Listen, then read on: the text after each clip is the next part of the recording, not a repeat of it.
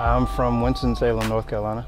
Growing up in a tough neighborhood in the city, pretty big industrial, but it was good. It was good growing up with me and my little sister and just having fun and playing basketball. So my cousins played basketball, my dad played basketball. Basketball was in my family. Ever since I was a kid, I just had a basketball in my hand. And then, growing up in the 90s, you see Michael Jordan on TV, you want to be Michael Jordan. I was just one of those goofy kids that might have had potential when he was growing up, but I was just running around, falling on his face, and shoes untied, and not really that good until I was about 12 or 13 when the height kicked in and the athleticism started to show, and that's when I really got serious with basketball. Here comes Kelly. DePaul on the run.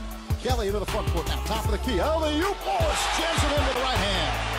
Eric Wallace skying. It has a lot to do with the media and trying to figure out what you want to do. As a kid, you really don't know what you want to do. You got a mic in your face and you're trying to figure out what school you're going to, what college teams are looking at you. You're in the limelight. My first year, I went to The Ohio State University under Coach Thad Matta. It was a learning year for me. But at the end of the day, I felt I wasn't really happy there. And the coaches saw that, and we had a mutual parting, and they helped me get to DePaul University. There, fell in love with the head coach, Jerry Wainwright, and he really molded me into becoming a man and becoming a good basketball player in Chicago. Kelly's got numbers, goes for the alley-oop to Eric Wallace, gets it in a foul. Ouch. He got let go in the middle of the season, and we had to finish the season without the head coach, but after that, we got Oliver Purnell, who was a nationally renowned coach. He really liked me, but I broke my shin bone at the preseason. That was another learning experience for me. Sitting on the sideline thinking you can help a team win a 6-point, 3-point loss game, and you really can't even do anything but go to rehab the next day because you're out for 9 months. I remember January, after about 2.5 months of rehab, had to learn how to walk. That was a big day for me. I never thought I'd be 22, 23 years old, learning how to walk again. Went to Seattle University. Just wanted to have another year playing basketball, have fun. You hope for an NBA team to call you, get a tryout or something. You get your agent working, making calls that he can. Just the opportunities to keep playing basketball for money, and any kid would want to do that. Just see the world, play basketball, do what you love to do. At this point, AFL was something I'd seen on TV 2 years ago, just flipping channels. I remember the teams, it was Collingwood West Coast Eagles, and they were showing a highlight.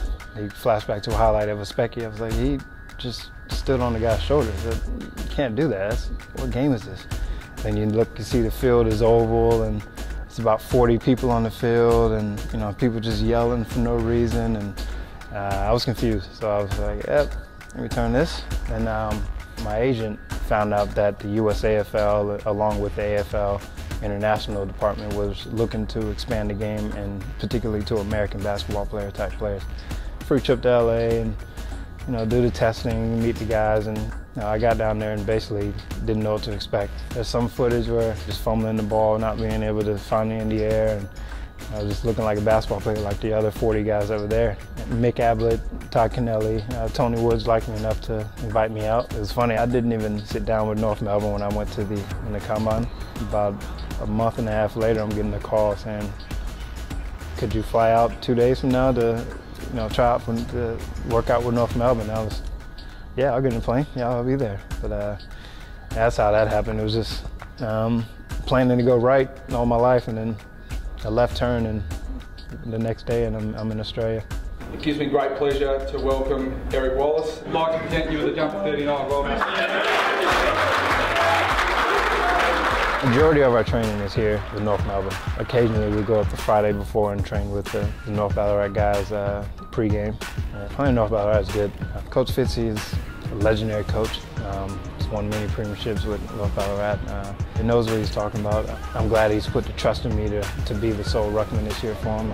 Big jump from Wallace. To look forward and say, I could be a guy that plays for North Melbourne, and I just want to play one game.